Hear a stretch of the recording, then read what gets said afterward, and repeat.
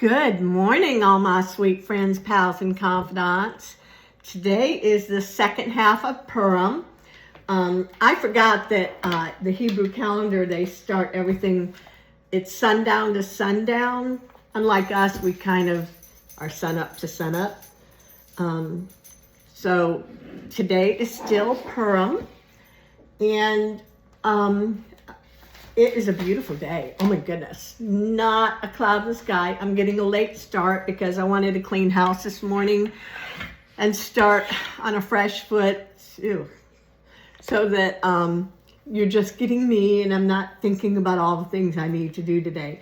So a thing happened yesterday. I recorded my entire reading of Esther and then looked up and realized about 2 minutes into it, my camera shut down. So it didn't record most of my reading of Esther, and it took a while, probably 20 minutes to read. So I'm going to start all over. And please forgive me when I slaughter these names.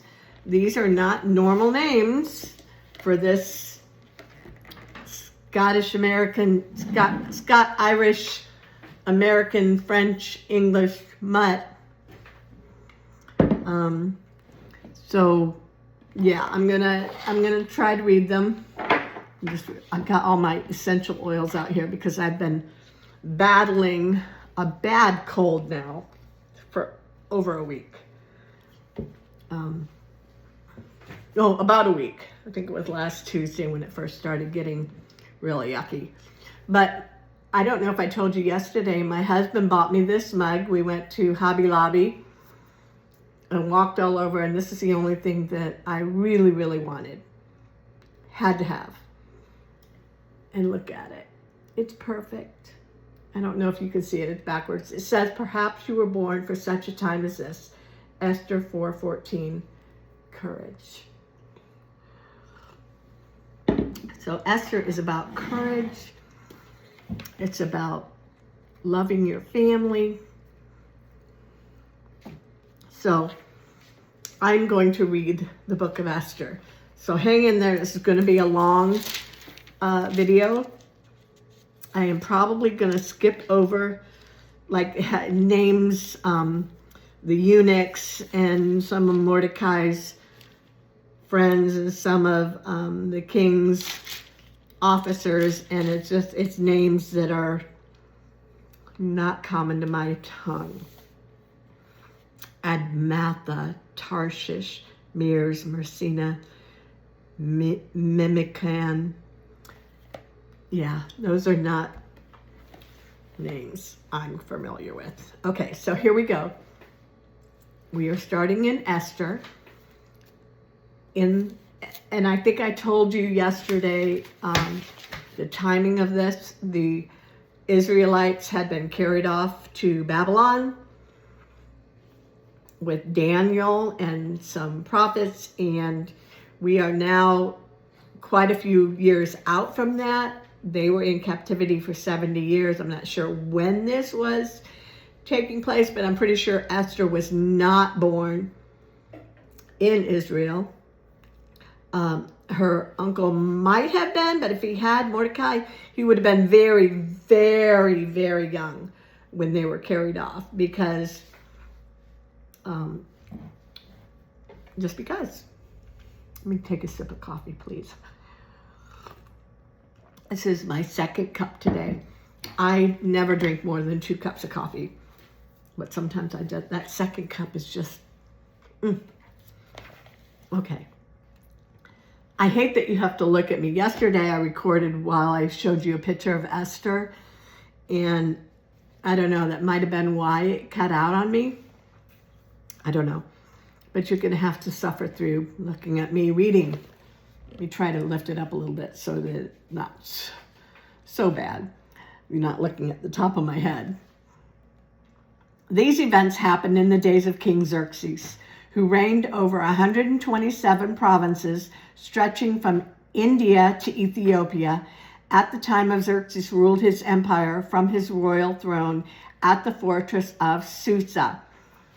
Now this is Persia, Iran, currently Iran. Back then it was called Persia. In the 3rd year of his reign, he gave a banquet for all his nobles and officials.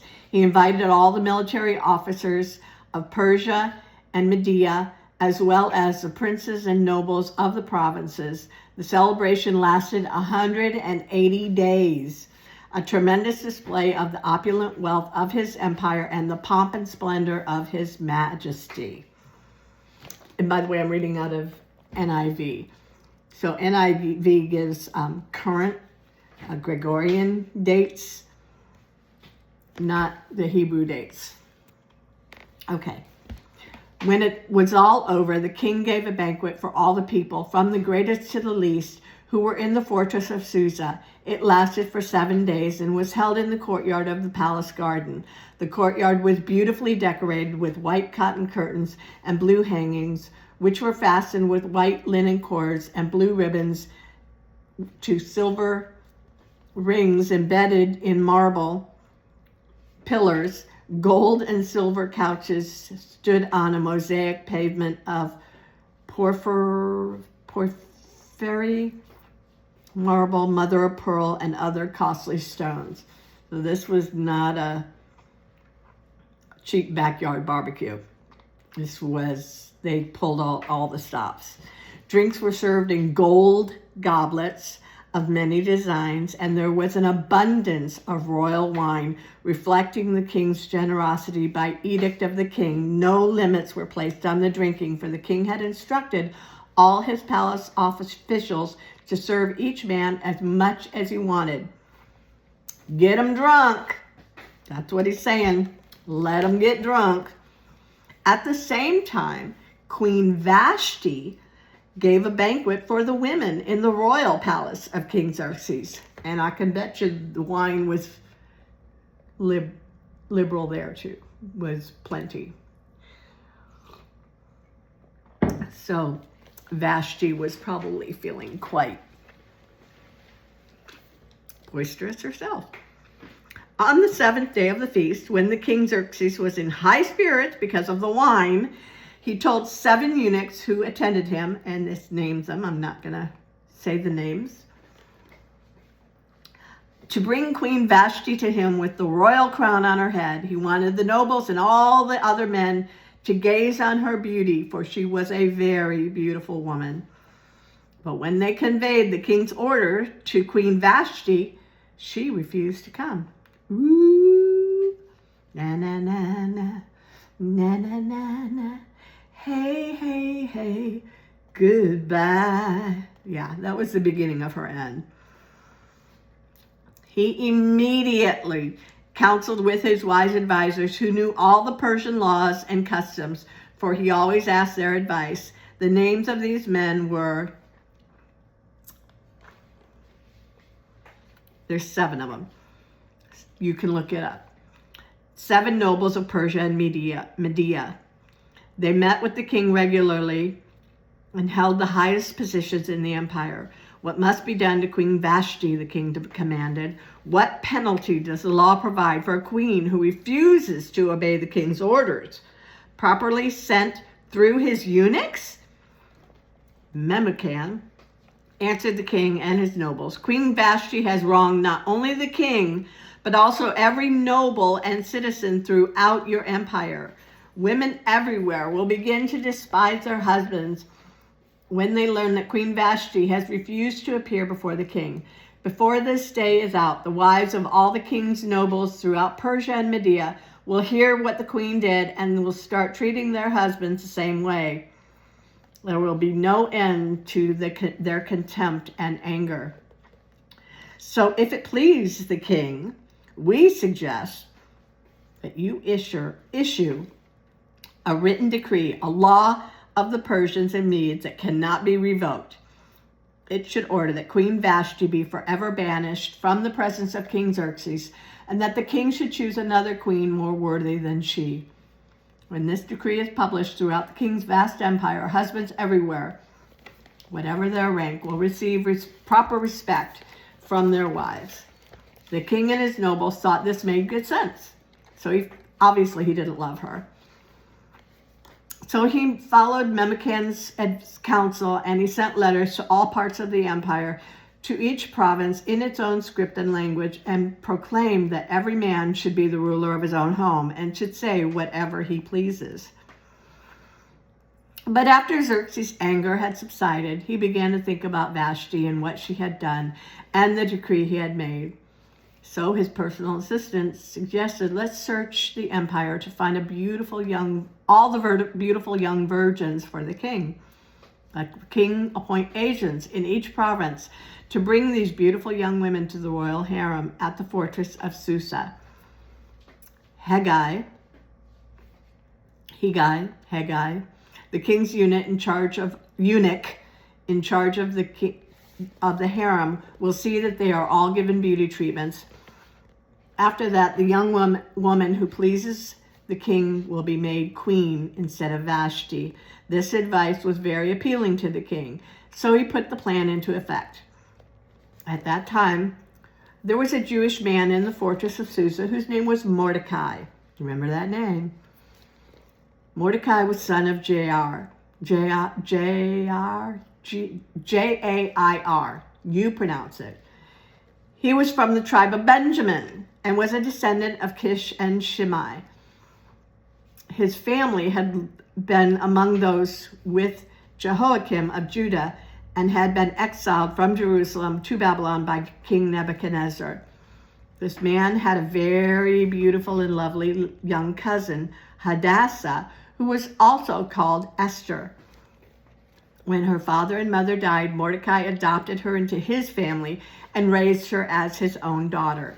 As a result of the king's decree, Esther, along with many other young women, was brought to the king's harem at the fortress of Susa and placed in Hegai's care. Hegai was very impressed with Esther and treated her kindly. He quickly ordered a special menu for her and provided her with beauty treatments. He also assigned her 7 maids specifically chosen from the king's palace, and he moved her and her maids into the best place in the harem. Esther had not told anyone of her nationality and family background because Mordecai had directed her not to do so. Every day, Mordecai would take a walk near the courtyard of the harem to find out about Esther and what was happening to her. Before each young woman was taken to the king's bed, she was given a prescribed 12 months of beauty treatments. 6 months with oil of myrrh, followed by 6 months with special perfumes and ointments. When it was time for her to go to the king's palace, she was given her choice of whatever clothing or jewelry she wanted to take from the harem. That evening, she was taken to the king's private rooms, and the next morning she was brought to the second harem, where the king's wives lived. There she would be under the care of Sheshagaz. I don't know. The king's eunuch in charge of the concubines. She would never go to the king again unless he had especially enjoyed her and requested her by name. Esther was the daughter of Abigail, who was Mordecai's uncle.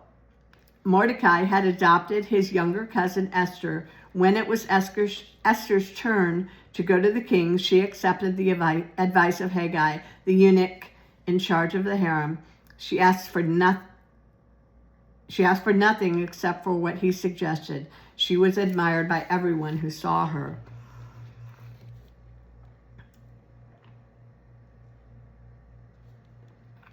I thought I was reading this twice, but it looks like it's kind of printed twice. Esther was taken to King Xerxes at the royal palace in early winter of the 7th year of his reign, and the king loved Esther more than any of the other young women. He was so delighted with her that he set the royal crown on her head and declared her queen instead of Vashti. I'm tilting here. Okay. To celebrate the occasion, he gave a great banquet in Esther's honor for all his nobles and officials, declaring a public holiday for provinces and giving generous gifts to everyone. Even after all the young women had been transferred to the second harem and Mordecai had become a palace official, Esther continued to keep her family background and nationality a secret. She was still following Mordecai's directions as she did when she lived in his home. Mordecai's loyalty to the king. One day, as Mordecai was on duty at the king's gate, two of the king's eunuchs, Bigthana and Teresh, who were guards at the door of the king's private quarters, became angry with King Xerxes and plotted to assassinate him. But Mordecai heard about the plot and gave the information to Queen Esther. She then told the king about it and gave Mordecai credit for the report. When an investigation had been made, Mordecai's story was found to be true. The two men were impaled on a sharpened pole. That was all recorded in the book of the history of King Xerxes' reign. Sometime later, King Xerxes promoted Haman, son of Hammedatha, the Agagite, over all the other nobles, making him the most powerful official in the empire. All the king's officials would bow down before Haman to show respect whenever he passed by, for so the king had commanded. But Mordecai refused to bow down or show him respect. Then the palace officials at the king's gate asked Mordecai, "Why are you disobeying the king's command?" They spoke to him day after day, but he still refused to comply with the order. So they spoke to Haman about this to see if he would tolerate Mordecai's conduct, since Mordecai had told them he was a Jew. When Haman saw that Mordecai would not bow down and show him respect, he was filled with rage. He was arrogant. And he learned of Mordecai's nationality, so he decided it was not enough to lay hands on Mordecai alone. Instead, he looked for a way to destroy all Jews throughout the entire empire of Xerxes. So in the month of April, during the 12th year of Xerxes' reign, lots were cast in Haman's presence. The lots were called Purim, to determine the best day and month to take action. The day selected was March 7th, nearly a year later. Then Haman approached King Xerxes and said, "There is a certain race of people scattered throughout all the provinces in your empire who keep themselves separate from everyone else. Their laws are different from those of any other people, and they refuse to obey the laws of the king. So it is not in the king's interest to let them live. If it pleases the king, issue a decree that they all be destroyed, and I will give 10,000 large sacks of silver to the government administrators to be deposited in the royal treasury." The king agreed, confirming his decision by removing his signet ring from his finger and giving it to Haman, son of Hammedatha, the Agagite, the enemy of the Jews. The king said, "The money and people are both yours to do with as you see fit."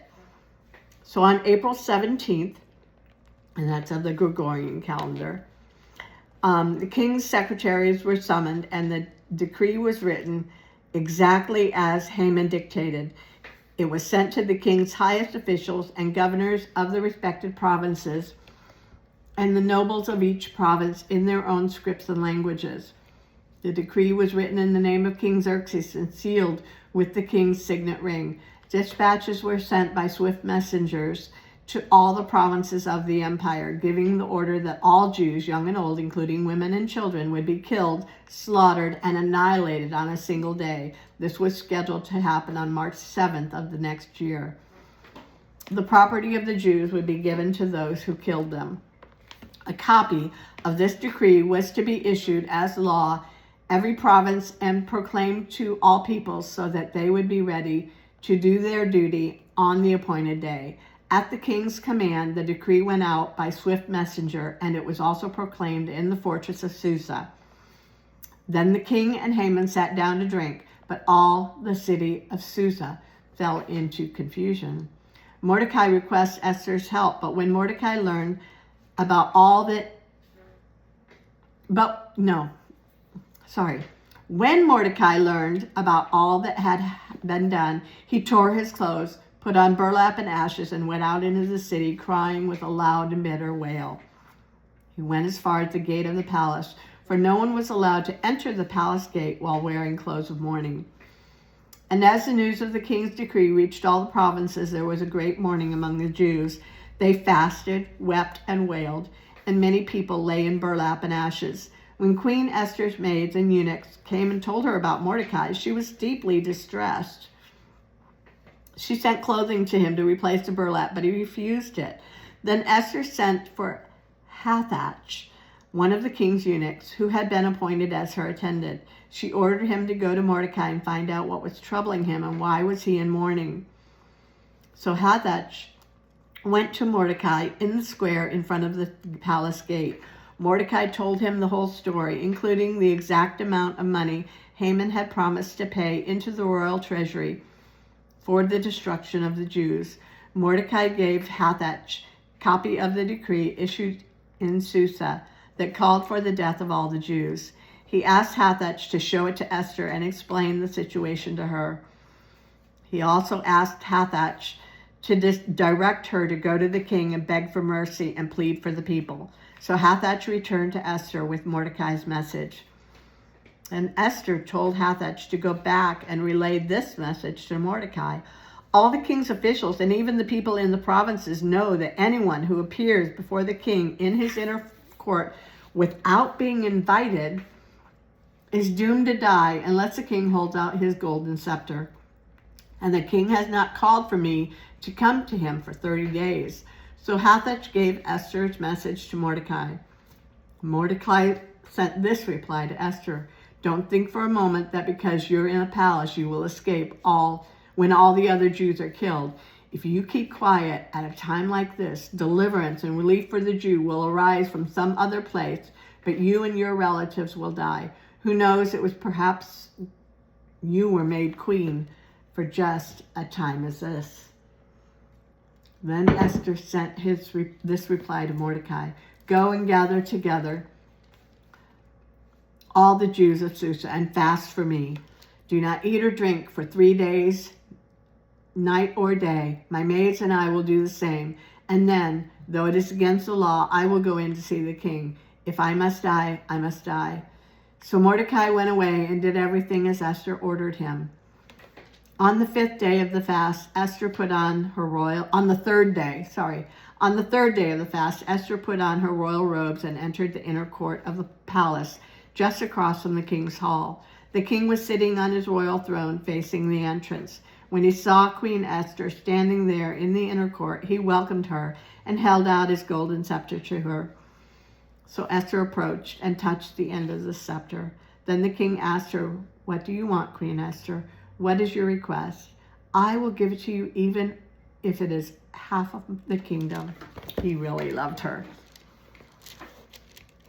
And Esther replied, she was going to take her time with this. If it please the king, let the king and Haman come today to a banquet I prepared for the king. The king turned to his attendants and said, Tell Haman to come quickly to a banquet, as Esther has requested. So the king and Haman went to Esther's banquet. And while they were drinking wine, the king said to Esther, Now, tell me, what is it that you really want? What is your request? I will give it to you, even if it's up to half of my kingdom. Esther replied, This is my request and deepest wish. If I have found favor with the king, and if it pleases the king to grant my request and do what I ask, please come with Haman tomorrow to the banquet I will prepare for you. Then I will explain what this is all about. Haman was a happy man as he left the banquet, but when he saw Mordecai sitting in the palace gate, not standing up or trembling nervously before him, Haman became furious. However, he restrained himself and went home. Then Haman gathered together his friends and Zeresh, his wife, and boasted to them about this great wealth and his many children, and bragged about the honors the king had given him and how he had been promoted over all the other nobles and officials. Then Haman added, And that is not all. Queen Esther invited only me and the king himself to the banquet she prepared for us, and she has invited me to dine with her and the king again tomorrow. Then he added, "But this is all worth nothing as long as I see Mordecai the Jew sitting there in the palace gate." So Haman's wife, Zeresh, and all his friends suggested, "Set up a sharpened pole that stands 75 feet tall, and in the morning ask the king to impale Mordecai on it. When this is done, you can go on your merry way to the banquet with the king." This pleased Haman, and he ordered the pole set up. That night, the king had trouble sleeping. It's a God thing. That night, the king had trouble sleeping, so he ordered an attendant to bring the book of the history of his reign so that he could read to him. In those records, he discovered an account of how Mordecai had exposed the plot of the two eunuchs who guarded the door to the king's private quarters. They had plotted to assassinate King Xerxes. What reward or recognition did we ever give Mordecai for this?" the king asked. His attendants replied, "Nothing has been done for him." "Who is that in the outer court?" the king inquired. As it happened, Haman had just arrived in the outer court of the palace to ask the king to impale Mordecai on a pole he had prepared. So the attendants replied to the king, "Haman is out in the court." "Bring him in the court," the king ordered. So Haman came in, and the king said, "What should I do to honor a man who truly pleases me?" Haman thought to himself, "Who would the king wish to honor more than me?" He was so self-righteous. Whew! So he ordered, if the king wishes to honor someone, he's thinking he's going to honor him, he should bring out one of the king's own royal robes as well as a horse. And the king himself has ridden one with a royal emblem on its head. Let the robes and the horse be handed over to one of the king's most noble officials, and let him see that the man whom the king wishes to honor is dressed in the king's robes and led through the city square on the king's horse. Have the officials shout as they go, 'This is what the king does for someone he wishes to honor.'" "Excellent," the king said to Haman. "Quick, take the robes and my horse and do just as you have said for Mordecai the Jew, who sits at the gate of the palace. Leave out nothing you have suggested." Haman's defeated. He's deflated. So Haman took the robes and put them on Mordecai, placed him on the king's own horse, and led him through the city square, shouting, "This is what the king does for someone he wishes to honor." Afterwards, Mordecai returned to the palace gate, but Haman hurried home, dejected and completely humiliated. When Haman told his wife, Zeresh, and all his friends what had happened, his wise advisors and his wife said, "Since Mordecai, this man, has humiliated you, is of Jewish birth, you will never succeed in your plans against him. It will be fatal to continue opposing him." While they were still talking, the king's eunuchs arrived and quickly took Haman to the banquet Esther had prepared. Dun, dun, dun, dun. So the king and Haman went to Queen Esther's banquet. On this second occasion, they were drinking wine, and the king again said to Esther, "Tell me what you want, Queen Esther. What is your request? I will give it to you, even if it is up to half of my kingdom." Queen Esther replied, "If I have found favor with the king, and if it pleases the king to grant my request, I ask that my life and the lives of my people be spared. For my people and I have been sold to those who would kill, slaughter, and annihilate us. If we had merely been sold as slaves, I could remain quiet, for that would be too trivial a matter to warrant disturbing the king." "Who would do such a thing?" King Xerxes demanded. "Who would be so presumptuous as to touch you?" Esther replied, "This wicked Haman is our adversary and our enemy." Haman grew pale with fright before the king and queen. Then the king jumped up to his feet in a rage and went out into the palace garden. Haman, however, stayed behind to plead his life with Queen Esther, for he knew that the king intended to kill him. In despair, he fell on the couch where Queen Esther was reclining, just as the king was returning to the palace garden. The king exclaimed, "Will he even assault the queen right here in the palace before my very eyes?" And as soon as the king spoke, his attendants covered Haman's face, signaled his doom. Then Harbona, one of the king's eunuchs, said, "Haman has set up a sharpened pole that stands 75 feet tall in his own courtyard. He intended to use it to impale Mordecai, the man who saved the king from assassination. Then impale Haman on it," the king ordered.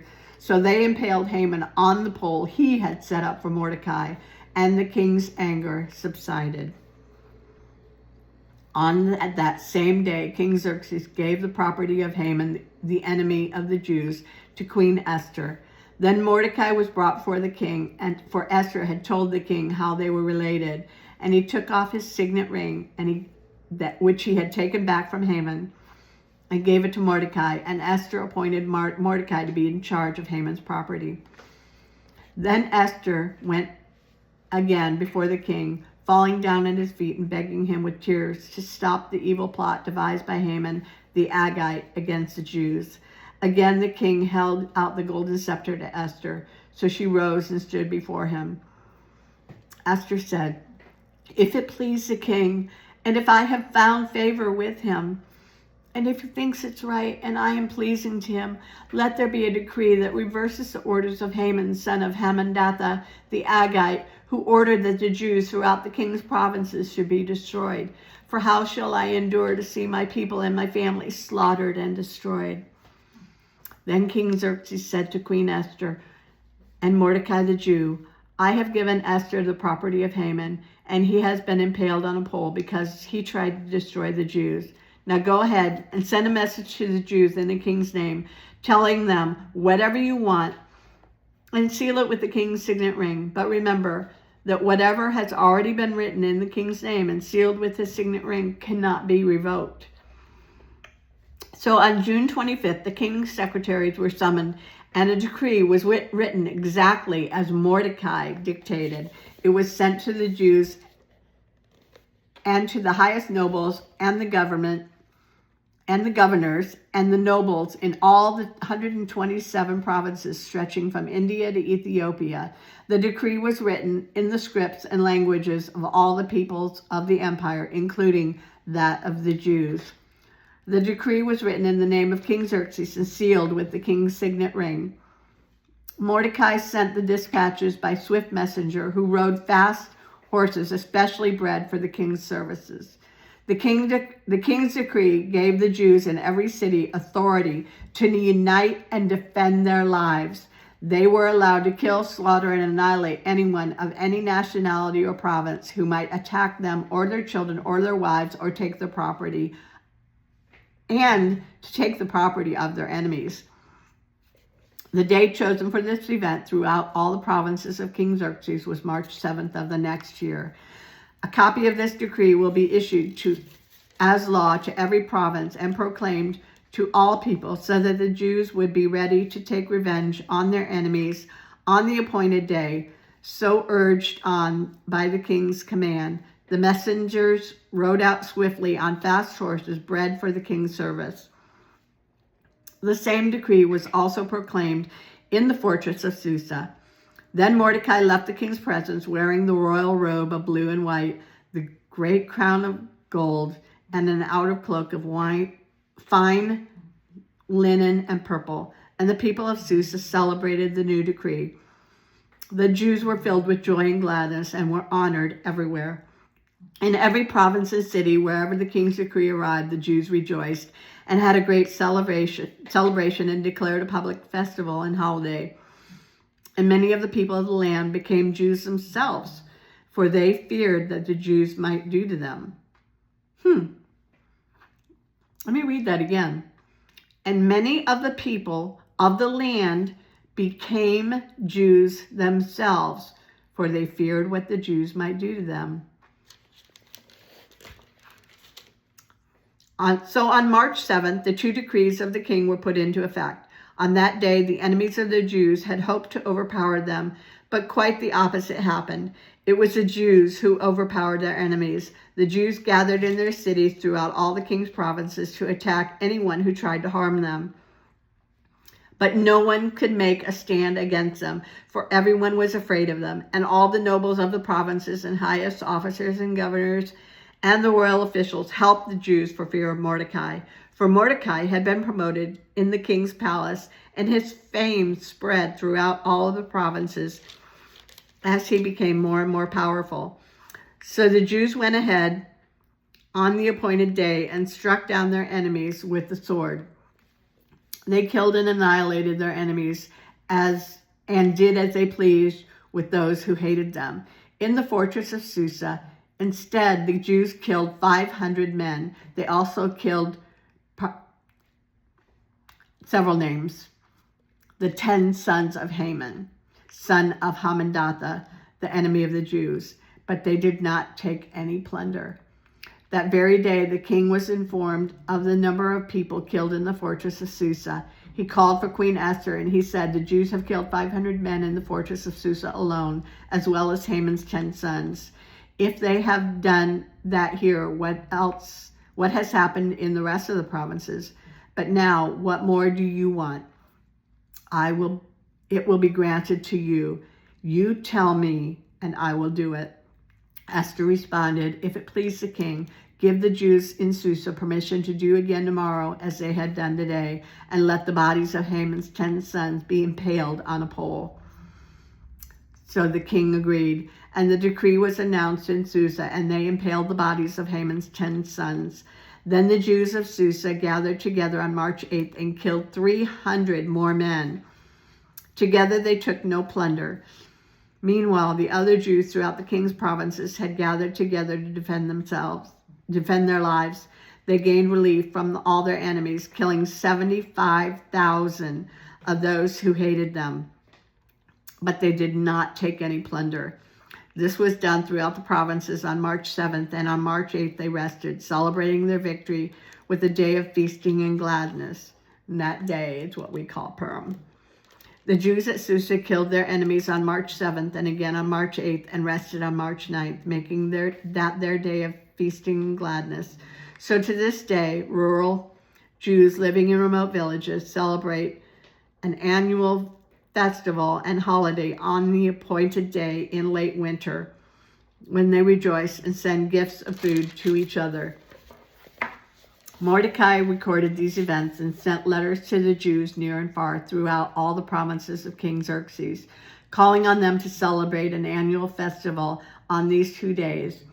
He told them to celebrate with these days of feasting and gladness, and by giving gifts of food to each other and presents to the poor. This would commemorate a time when the Jews gained relief from their enemies, when the sorrow was turned into gladness and their mourning into joy. So the Jews accepted Mordecai's proposal and adopted this annual custom. Haman, son of Hammedatha the Agagite, and the enemy of the Jews, had plotted to crush and destroy them on the date predetermined by casting lots. The lots were called Purim.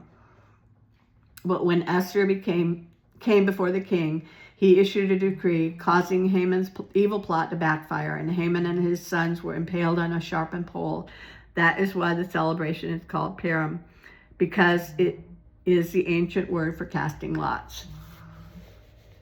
So because of Mordecai's letter and because of what they had experienced, the Jews throughout the realm agreed to inaugurate this tradition and to pass it on to their descendants and to all who became Jews.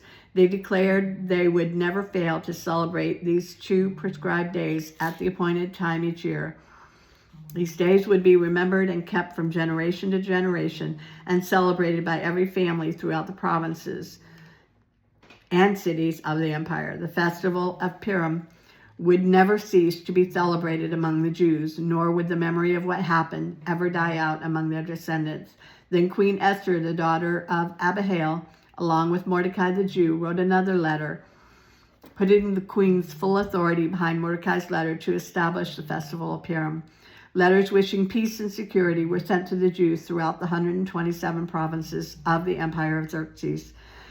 These letters established the festival of Purim, an annual celebration of these days at the appointed time, decreed by both Mordecai the Jew and Queen Esther. The people decided to observe the festival just as they decided for themselves and their descendants to establish the times and fastings and mourning. So the command of Esther confirmed the practices of Purim, and it was all written down in the records. King Xerxes imposed a tribute throughout his empire, even to the distant coastlands. His great achievements and the full account of the greatness of Mordecai, whom the king had promoted, are recorded in the book of the history of the king of Media and Persia. Mordecai the Jew became the prime minister with authority next to that of the king Xerxes himself. He was very great among the Jews, and he held in high esteem because he continued to work for the good of his people and to speak up for the welfare of all their descendants. That is the book of Esther. Interesting note, God is never mentioned in this book. His people are mentioned and how they survived an evil plot. So I hope that you all celebrate Purim.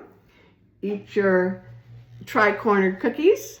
Celebrate the process that God allowed for the Jews to fight back and defend themselves, just as they are doing today. Happy Purim, everyone. Bye.